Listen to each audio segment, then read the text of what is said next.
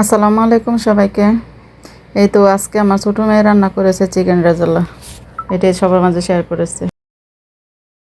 চিকেনটাকে ম্যারিনেট করার জন্য একটি পেস্ট বানিয়ে নিয়েছে। এখানে আছে টক দই আর পেঁয়াজ বেরেস্তা, কাঁচামরিচ, কাজু বাদাম, পেস্তা বাদাম, কিশমিশ আর একটু চিনি।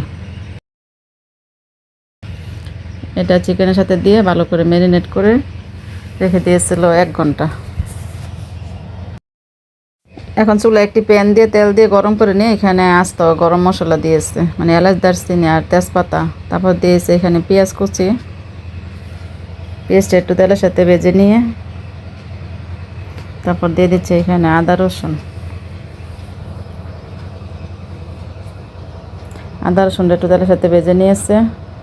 তারপর দিয়েছে এখানে মরিচের গুঁড়া। তারপর দিয়েছে ধনিয়ার গুঁড়া, জিরার গুঁড়া, গরম মশলার গুঁড়া, স্বাদ মতো লবণ। মশলাগুলো একটু তেলের সাথে ভেজে নিয়ে তারপর একটু পানি দিয়ে দিয়েছে কষানোর জন্য। এখানে মশলাটা ভালো করে কষিয়ে নিয়ে তেলটা উপরে ভেসে আসছে। এখন চিকেনগুলো দিয়ে দিচ্ছে। চিকেনটা মশলার সাথে ভালো করে মিক্স করে নিচ্ছে।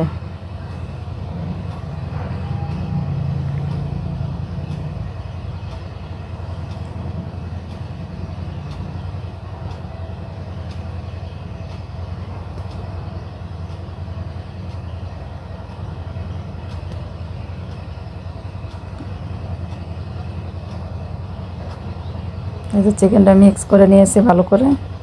তারপর একটু পানি দিয়ে দিয়ে ডেকে দিয়ে কষিয়ে নেব। কষানো হয়ে যাওয়ার পর এখন দিয়ে দিচ্ছে এখানে দুধ আর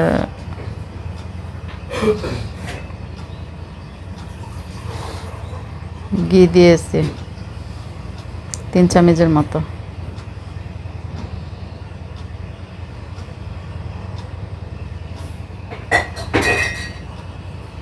এখন আবার ডেকে দিয়ে ফাইনালি রান্না করে নেব। এতো ফাইনালি রান্না করা হয়ে গেছে চিকেন রেজালা।